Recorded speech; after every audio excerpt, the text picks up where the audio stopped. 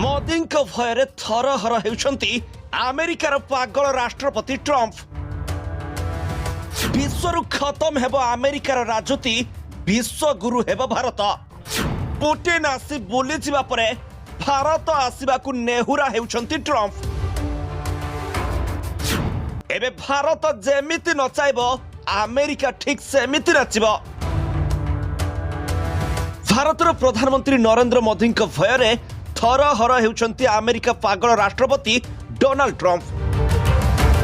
ବିଛା ମନ୍ତ୍ର ନ ଜାଣି ସାପ ଲାଙ୍ଗୁଡରେ ହାତ ମାରି ମହାଭୟଙ୍କର ଭୁଲ କରିଛନ୍ତି ଆମେରିକା ରାଷ୍ଟ୍ରପତି, ଯାହା ଏବେ ତାଙ୍କ ପାଇଁ ମହଙ୍ଗା ପଡ଼ିପାରେ ବୋଲି ଅନୁମାନ ମଧ୍ୟ କରାଯାଉଛି। ଭାରତ ଏବେ ଏମିତି ରଣନୀତି ପ୍ରସ୍ତୁତି କରି ରଖିଛି ଯେ ଆମେରିକା ମୁହଁ ସବୁଦିନ ପାଇଁ ବନ୍ଦ ହୋଇଯିବ। ନରେନ୍ଦ୍ର ମୋଦି ଏବେ ଏମିତି ଚକ୍ରବ୍ୟୁହ ରଚନା କରିଛନ୍ତି ଯେ ଯାହା ଆମେରିକାକୁ ଘାଇଲା କରିଦେଇଛି। ଏହି ଚାଲ ଏବେ ଆମେରିକାର ରାଜୁତିକୁ ସବୁଦିନ ପାଇଁ ଖତମ କରିଦେବ। ତେଣୁ ସେହି ଭୟରେ ଥରହର ହୋଇ ଏବେ ଭାରତ ଆସିବା ପାଇଁ ନେହୁରା ହେଉଛନ୍ତି ଆମେରିକା ରାଷ୍ଟ୍ରପତି। ତେବେ ରୁଷ ରାଷ୍ଟ୍ରପତି ଭ୍ଲାଦିମିର ପୁଟିନ ଭାରତ ଗସ୍ତରେ ଆସି ଯିବା ପରେ ବିଶ୍ୱର କୂଟନୀତିରେ ଏପରି ପରିବର୍ତ୍ତନ ସଂକେତ ଦେଇଛି ଯାହାକୁ ହଠାତ୍ ବିଶ୍ୱାସ ବି କରି ହେଉନି। ପୁଟିନ ଭାରତ ଆସି ବୁଲିଯିବା ପରେ ଏବେ ଭାରତ ଆସିବାକୁ ନେହୁରା ହେଉଛନ୍ତି ଟ୍ରମ୍ପ, କିନ୍ତୁ ମନା କରିଦେଲେ ନରେନ୍ଦ୍ର ମୋଦି। ତେଣୁ ଆମେରିକା ରାଷ୍ଟ୍ରପତି ଏବେ ବାଉଳି ଚାଉଳି ହେବା ଅବସ୍ଥାରେ ଅଛନ୍ତି। ପୁଟିନଙ୍କ ଗସ୍ତ ସରିବା ପରେ ଆମେରିକା ଓ ପାଶ୍ଚାତ୍ୟ ଦେଶରେ ଏବେ ଜୋରଦାର ଉଠା ପକା ଆରମ୍ଭ ହୋଇଯାଇଛି, ଯେଉଁଥିପାଇଁ ଆମେରିକା ରାଷ୍ଟ୍ରପତି ଡୋନାଲ୍ଡ ଟ୍ରମ୍ପ ଏପରି ପଦକ୍ଷେପ ନେଇଛନ୍ତି ଯାହା କେହି ବି ବିଶ୍ୱାସ କରିପାରୁନାହାନ୍ତି। ସେ ଭାରତ ଗସ୍ତ ପାଇଁ ଅଧିକାରିକ ପ୍ରସ୍ତାବ ଦେଇଛନ୍ତି। ଇଏ ସେହି ଡୋନାଲ୍ଡ ଟ୍ରମ୍ପ ଯିଏ 72 ଘଣ୍ଟା ପୂର୍ବରୁ ଭାରତ ଉପରେ ନୂଆ ଟାରିଫ ଲାଗୁ କରିବା ସହ ଭାରତୀୟ କମ୍ପାନୀ ଉପରେ କଟକଣା ବଢ଼ାଇବାର ଧମକ ଦେଉଥିଲେ। ହେଲେ ପୁଟିନଙ୍କ ଭାରତ ଗସ୍ତ ପରେ ପରିସ୍ଥିତିରେ ଦ୍ରୁତ ପରିବର୍ତ୍ତନ ହୋଇଥିବା ବେଳେ ଟ୍ରମ୍ପ ପ୍ରଶାସନ ଭାରତ ନୀତିରେ ବଡ଼ ୟୁଟର୍ନ ନେଇଛି।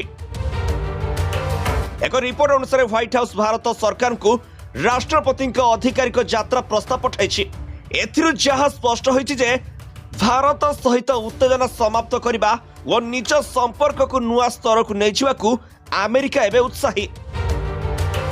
କହିବାକୁ ଗଲେ ଭାରତ ଯେମିତି ନଚାଇବ ଆମେରିକା ଏବେ ଠିକ୍ ସେମିତି ନାଚିବ। ତେବେ ଭାରତ ଏହି ପ୍ରସ୍ତାବକୁ ସ୍ୱାଗତ କରିଛି, ଆଉ ଏଥିପାଇଁ ଆମେରିକା ଆଗରେ 4ଟି ସର୍ତ୍ତ ରଖିଛି ଭାରତ, ଯେଉଁଥିରେ ପ୍ରଥମ ସର୍ତ୍ତ ହେଉଛି ଭାରତ ଉପରେ ଜାରି ହୋଇଥିବା ସବୁ ଟାରିଫ ହଟାଇବା। ଦ୍ୱିତୀୟ ସର୍ତ୍ତରେ ଭାରତୀୟ କମ୍ପାନୀଙ୍କ ଉପରେ ଜାରି କଟକଣା ଯଥାଶୀଘ୍ର ହଟାଇବା। ଦ୍ୱିତୀୟ ସର୍ତ୍ତରେ ଭାରତୀୟ କମ୍ପାନୀଙ୍କ ଉପରେ ଜାରି ହୋଇଥିବା ସବୁ କଟକଣା ଯଥାଶୀଘ୍ର ହଟାଇବା। ତୃତୀୟ ସର୍ତ୍ତରେ ଭାରତ ଉପରେ ଡଲାରରେ ବାଣିଜ୍ୟ କାରବାର ଚାପ ସମାପ୍ତ କରିବା ଓ ଚତୁର୍ଥ ତଥା ଗୁରୁତ୍ୱପୂର୍ଣ୍ଣ ସର୍ତ୍ତ ହେଉଛି ଜାତିସଂଘ ସୁରକ୍ଷା ପରିଷଦରେ ଭାରତର ସ୍ଥାୟୀ ସଦସ୍ୟତା ଓ ଭିଟୋ ପାୱାର ପାଇଁ ଆମେରିକା ଲିଖିତ ସମର୍ଥନ ଦେଉ। ଏହି ସବୁ ସର୍ତ୍ତକୁ ନେଇ ପ୍ରଥମେ ମନେ କରାଯାଉଥିଲା ଆମେରିକା ଏହାକୁ ମାନିବ ନାହିଁ। ହେଲେ ଟ୍ରମ୍ପ ପ୍ରଶାସନ ଭାରତର ସବୁ ସର୍ତ୍ତରେ ସହମତି ଦେଇ ବିଶ୍ୱକୁ ଚକିତ କରିଦେଇଛି। ସବୁଠୁ ବଡ଼ କଥା ହେଉଛି ଟ୍ରମ୍ପ ପ୍ରଶାସନ ଭାରତୀୟ ସିପିଂ କମ୍ପାନୀ ଉପରେ ଜାରି କରିଥିବା କଟକଣା ସମାପ୍ତ କରିବାକୁ 72 ଘଣ୍ଟା ସମୟ ମାଗିଥିଲା। ହେଲେ ଏହି କାମକୁ ମାତ୍ର 42 ଘଣ୍ଟାରେ ପୂରା କରିଦେଇଛି। ଏପର୍ଯ୍ୟନ୍ତ ମିଳିଥିବା ସୂଚନା ମୁତାବକ ଟ୍ରମ୍ପ ସମ୍ଭବତଃ 21 ଡିସେମ୍ବର 2025ରେ ଭାରତ ଗସ୍ତରେ ଆସିପାରନ୍ତି।